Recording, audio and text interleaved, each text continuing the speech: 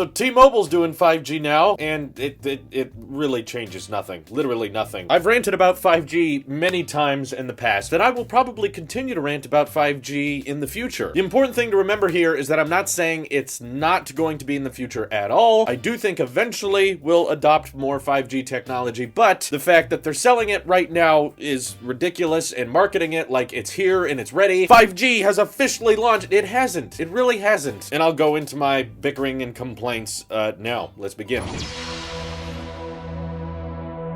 So for those of you who may not know about T-Mobile's more broadband-supported 5G, they're basically tackling the issue that Verizon has with their 5G, which is that really fast speeds when you're about 3 centimeters from the tower. So yeah, you can get over a gigabit of speed with Verizon's 5G, but you have to be incredibly close by. And in my opinion, it's basically Wi-Fi. Like, I get that 5G is using different millimeter wave technology. I understand that it's not identically LTE because it is using a different form of telecommunications than what 4G and LTE has been using, but I don't care about the process of how my data is delivered to me. That's not a selling point. What matters is the end result. And I'll get back to that in a second, but while I understand that Verizon's 5G towers are not the same thing as a Wi-Fi network, the end result is quite similar. With a Wi-Fi network these days, you can get a gigabit connection. That's not that hard. But of course, your Wi-Fi router is not going to beam that signal across the same range as a typical cell tower. It just basically covers your house, and that's about it. Typically, your neighbors are going to have a much weaker connection than you are, even if they're not that far away. And that's kind of how 5G towers from Verizon work. They use that really low millimeter wave so that you can get those high speeds that phones are not capable of maintaining in the first place. They overheat, the batteries die, and most of the time you don't need to download whole seasons of a show all the time. So what did T-Mobile do? They're coming at it from a different angle, which I guess diversity is good. At least not everyone's making the same stupid mistakes. They're all making different stupid mistakes. So good job, T-Mobile. No wonder they dropped the 5GE lawsuit against AT&T. They realized they were going to scam people just as much. So what T-Mobile did is said, we're going to make broadband 5G using a more longer length wave, and that results in basically significantly lower speeds than the 5G Verizon is advertising, but at least you have more coverage. So now T-Mobile's 5G network has way more coverage than everyone else, but that's because it's not even what 5G was said to be. Guaranteed, if you go back and watch all of these carriers talk about what 5G is, they're all going to tell you about how it's significantly faster than LTE, and in the future, every device will be capable of having a gigabit connection, even when they're out on the go, even when they're far away from a tower. But that's not what T-Mobile's 5G is, and this is another big complaint I have with 5G. It's ridiculous to me that you have Verizon saying they have 5G and you can get speeds right next to the tower with over a gigabit download. You can get insanely fast speeds for about 20 minutes and then your phone dies or overheats and it has to shut off the 5G. Or you also have 5G from T-Mobile. So they're saying we have 5G, we have the largest 5G network, but their speeds are less than a tenth of Verizon's 5G speeds. I'm not trying to single out T-Mobile, Verizon, AT&T, Sprint. They're all terrible. You guys all suck. I hate you. AT&T putting 5GE for cellular connection that's just slightly better than regular LTE. Verizon at stores I've been to advertising 5G in places that are hundreds of miles away from the nearest 5G tower when there's barely any phones on the market that even support 5G in the first place. And yet they're already charging extra for that. And now T-Mobile launching their 5G network, even though it's less than a tenth of the speeds of what was promised because, well, we want to prioritize coverage, so that means performance isn't as good. I thought that was the whole point. Why are we adding numbers to the G? Why are we advertising a faster network if it's not even going to be that much faster as was originally promised? I'm seeing videos now of people testing out T-Mobile's 5G, and they're getting like a bit over 100 megabits down. That's not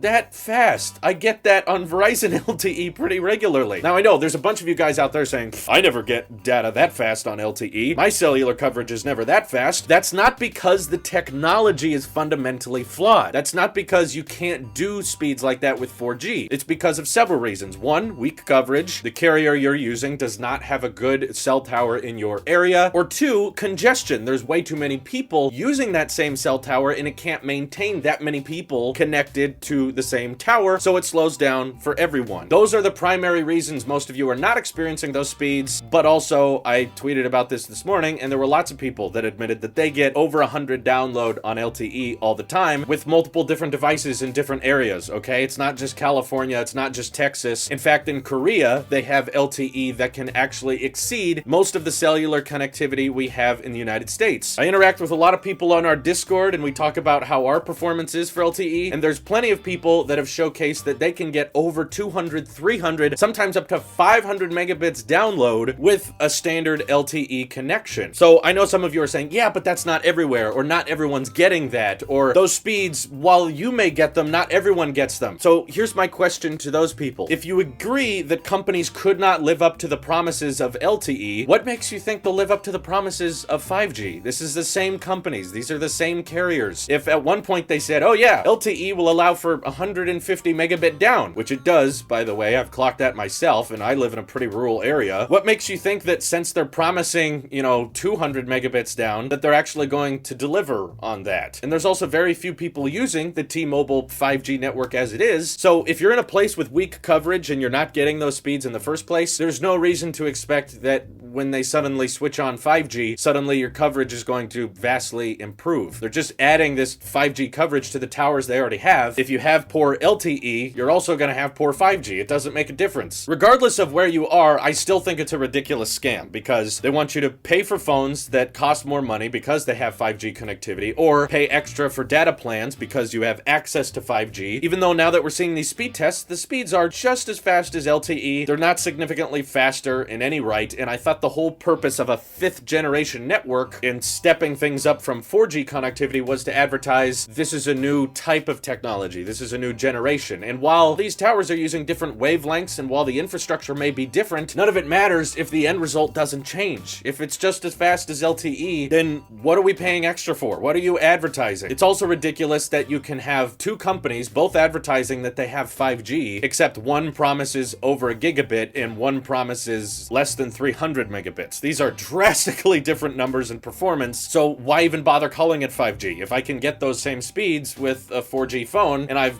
been capable of doing that for years now. This is not anything new. This is not any kind of recent development that's allowed for LTE to be this fast, especially in places like Korea. My point is, with the same tech as yesterday, without using any of this new 5G wavelengths or the 5G towers, we could get just as much coverage and just as much speeds as this broadband 5G is being advertised. So I get that T-Mobile wants to say, well, in time we're going to improve it. Eventually, we're going to get faster with a little less coverage and then ultra fast with even less coverage. Okay, well, it sounds like you have the same problem as Verizon then. So you're saying you can charge extra for 5G on the data plans and charge extra for the phone that has 5G, but you're gonna get about the same performance as before. But don't worry, because in time, we'll make the exact same mistakes that Verizon is making with their really, really low range 5G towers that signal can be blocked with like trees or buildings. So the only time you can use it is when you walk by it. I don't honestly think you've come up with much new technology. I think you've developed new methods to get to where we already are, but I mean, at this point, just put up like Wi-Fi routers everywhere, because like higher powered Wi-Fi routers can provide about the same amount of range as the stupid Verizon 5G towers. In your new generation of 5G T-Mobile, which is just as fast as what LTE is capable of, I don't care that you use new methods to get there, it results in the same thing. So why do we need to pay extra for that? Why do we need to buy phones with that 5G label? And don't think Apple gets an excuse just because they're making a 5G phone next year. I'm still annoyed by that. I would personally rather them knock 5G off the iPhone so that they could keep the price lower. I don't want 5G. That's the big fundamental problem with this whole advertising campaign. Aside from just the performance, you're on a phone. You're browsing Twitter. You're watching YouTube occasionally. You're listening to music. None of those things require gigabit LTE. Outside of using the Ookla speed test app, you hardly ever need a gigabit cellular connection that regularly. I mean, if you desperately need that speed, most people can do it when they're connected to Wi-Fi at home. home or whatever. It's like, oh shoot, I gotta get on this bus, but also download half of Netflix really quick. Oh, your battery life's gone, by the way, because they still haven't figured out that yet. So this is actually why I'm switching away from Verizon. I've been their customer since 2014 or 2013. I've never had any other carrier in my life, but I'm sick of the expensive rates for the not so great performance. I don't even use LTE that much anymore, so I'm very quickly going to be switching over to the Deadpool-owned Mint Mobile. Not a sponsored video, by the way, but I'll talk about my experience with them. No, they didn't reach out to me at all. They're not offering me anything, but they do have this like Cyber Week deal going on where you can get like